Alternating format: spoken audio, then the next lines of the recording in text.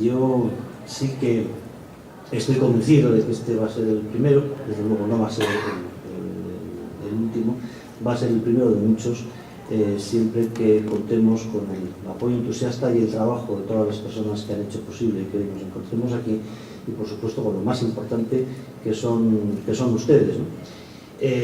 A quienes, por cierto, pues felicito por tener la oportunidad de estudiar en una universidad como esta, porque aunque a veces pudiera parecer que nos han descongelado de la última glaciación, también nosotros hemos sido universitarios y sabemos la importancia de este periodo que recordamos de una manera tan grata.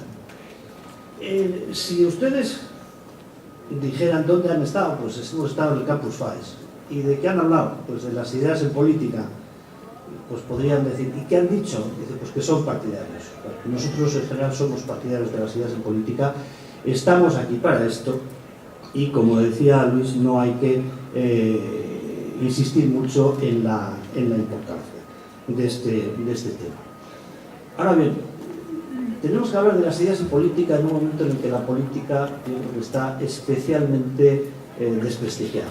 La política se considera a estas alturas como una actividad de dudosa reputación en muchos lugares, y a los políticos una especie de casta ya por principio sospechosa por el hecho de dedicarse a esa actividad.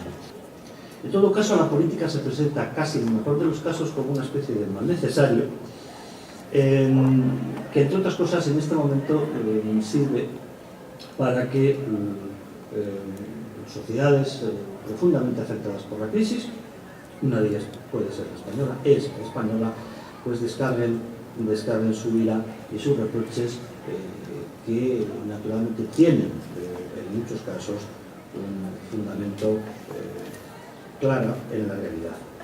Bueno, yo creo que las ideas efectivamente están en crisis. Probablemente siempre las ideas tienen que estar en crisis porque nunca podemos dar por acabado ningún sistema teórico ni ideológico, pero también es verdad que estos son unos tiempos tal vez especialmente complicados, especialmente duros, especialmente difíciles para las ideas. Yo creo que hay muchos factores en todo ello, que de nuestra actualidad y que a ustedes les sonarán, que tienen que ver con procesos culturales y políticos que se ven dando desde hace ya bastante tiempo, ¿no? Por un lado, también se refería Luis a ello, la idea del final de la historia, que a partir del artículo de Fukuyama, el sociólogo y del politólogo norteamericano, es una idea que causa estado, ¿no? Después de la caída del muro, después del fin del totalitarismo soviético, la idea de que ya no va a haber una confrontación ideológica global y que por lo tanto en lo más que podemos competir es cómo administramos un mismo sistema. Eso abre las puertas efectivamente al pragmatismo, eso abre las puertas o produce una caída de la tensión intelectual hasta que los acontecimientos iniciales del siglo nos devuelven a una realidad que es mucho más compleja de la que podíamos esperar. Son los atentados contra las Torres Gemelas y contra el Pentágono, los atentados del 11S, y es a continuación, unos años después, una profundísima crisis financiera global que realmente nos devuelven, nos rescatan a la política, y a la política en los términos más dramáticos, más acuciantes, cuando pensábamos que íbamos a únicamente competir por administrar un gran consenso global sobre un único sistema de libertades. Pero es evidente también que se ha producido una fragmentación en los intereses de los votantes y de los electores. Ya difícilmente las elecciones se plantean sobre la base de la confrontación de dos modelos de sociedad, sino que estamos hablando de audiencias políticas mucho más fragmentadas en partidos y en grupos de votantes de single issue, preocupados y movilizados por una inquietud determinante que puede ser el ecologismo, que puede ser el tratamiento de las pensiones a los jubilados, y eso empiezan a aparecer partidos de cierto modo que forman una especie de mosaico político en estos países, alentados por un único tema de interés, casi una especie de monocultivo político, en vez de los grandes partidos o los partidos tradicionales que intentaban cubrir todos los aspectos de lo social. De esta misma manera, las grandes ideologías, los grandes sistemas ideológicos están siendo sustituidos por otros relatos, digamos, de sustitución, que no tienen una pretensión, digamos, de globalidad, pero que tienen una gran capacidad de movilización o pueden tener una gran capacidad de movilización. Piensen, por ejemplo, ustedes en el ecologismo, piensen ustedes, por ejemplo, en el feminismo, piensen ustedes, por ejemplo, en el nacionalismo en el sentido europeo, ¿no? En todos estos tres temas, aquí no estamos hablando, aunque pueda haber conexiones, más con la izquierda, con la derecha, no estamos hablando del marxismo-leninismo que cree saber dónde están las leyes de la historia, cómo se aplican y a dónde nos van a conducir. Estamos hablando, digamos, de relatos parciales, pero con una gran capacidad de movilización. Y verán movimientos y componentes ecologistas, feministas, nacionalistas. Se podrían decir otros ejemplos que realmente están sustituyendo la preocupación, la movilización y la motivación de personas, muchas de ellas las más activas políticamente. Bueno, todo esto lo que significa es la creación de un clima intelectual absolutamente destructivo.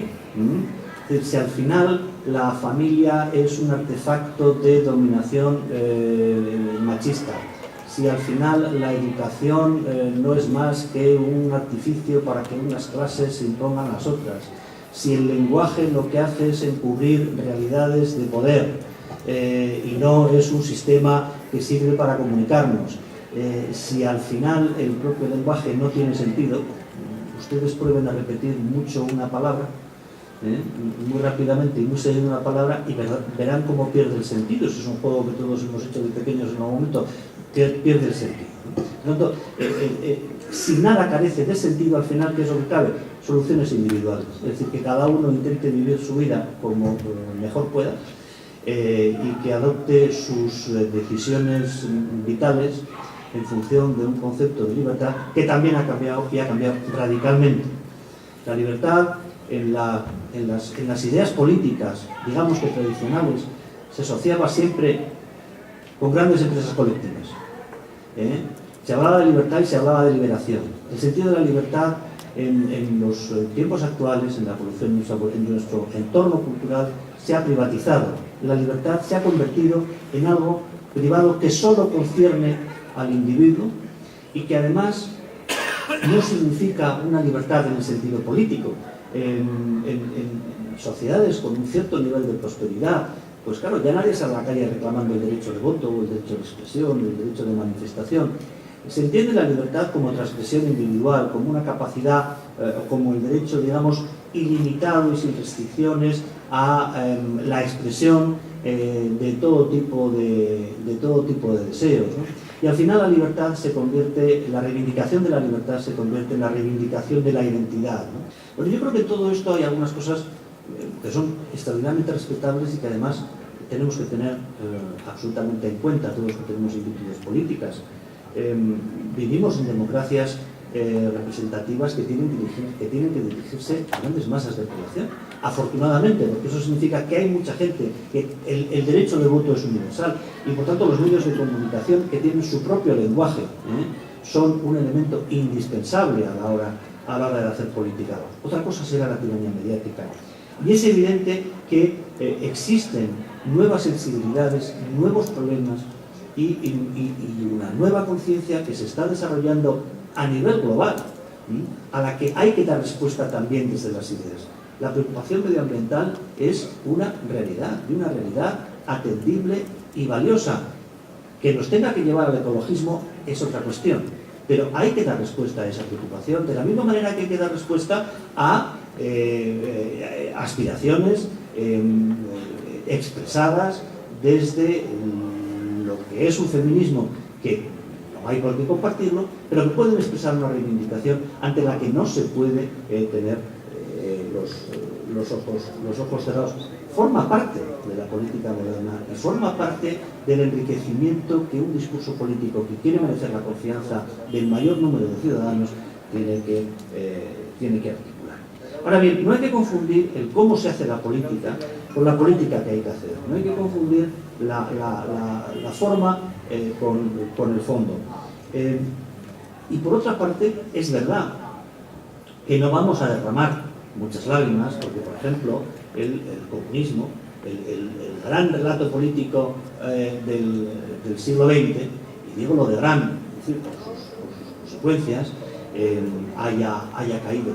Yo creo que hay algo muy positivo en que sintamos una cierta prevención hacia aquellas construcciones teóricas que nos quieran decir, oiga, yo sé cómo funciona la historia y yo a usted le voy a decir qué es lo que va a pasar en la historia hasta llegar, como siempre, a la desaparición del Estado. Por cierto, mucha prevención, a pesar de que estemos hablando entre liberales, mucha prevención a aquellas ideologías que al final siempre propugnan, dicen que llegaremos a la extinción del Estado, porque, en fin, suelen ser siempre las peores, ¿no? Y yo creo que la crisis, que es una crisis económica, pero que tiene también mucho de crisis de valores, en cierto modo está acelerando esta recuperación, digamos, de los valores sólidos frente a lo que se ha denominado la posmodernidad. ¿Qué se podría hacer ahora? Bueno, yo creo que tenemos que insistir en la importancia de las ideas de política para situarnos en el momento histórico en el que vivimos. No sabemos qué será el mundo en el año 3000, pero sí sabemos lo que está ocurriendo ahora. Yo creo que, para empezar, tendríamos siempre que recordar los pilares de nuestro mundo. Que es un mundo, se recordaba, es un mundo exitoso, es un mundo que ha progresado, es un mundo que genera cultura, es un mundo que genera tecnología. Y estos pilares son relativamente pocos. Estamos hablando del Estado de Derecho, estamos hablando, por tanto, del Estado y de un orden jurídico, de un orden normativo, objetivo, al que sometemos nuestras competencias. Estamos hablando de la democracia representativa. Desengañémonos, la democracia es la democracia representativa. Oirán hablar de democracia participativa, de democracia orgánica, de democracia popular. Nada de esto ha sido más que el artilugio de las peores dictaduras. Democracia representativa, sobre la base del sufragio universal, directo y secreto. Un hombre, un voto. Economía de mercado. Ha habido otros paradigmas y sabemos cuáles son. Dicen, es que el mercado, bueno, si se hiciera caso a lo que dicen algunos del mercado, tendríamos que concluir que Corea del Norte sería el país más próspero del mundo, y no lo es. Por tanto, en todo esto, habría que volver a insistir en algo que estoy seguro que habrán oído ya hasta la saciedad, y otro que viene con lo mismo. Bien, vuelvo con lo mismo. Las crisis tienen mucho de oportunidad, y esta crisis no solamente es un desafío, es una gran oportunidad para que podamos renovar desde estos presupuestos de democracia y de libertad, para que podamos renovar las ideas políticas.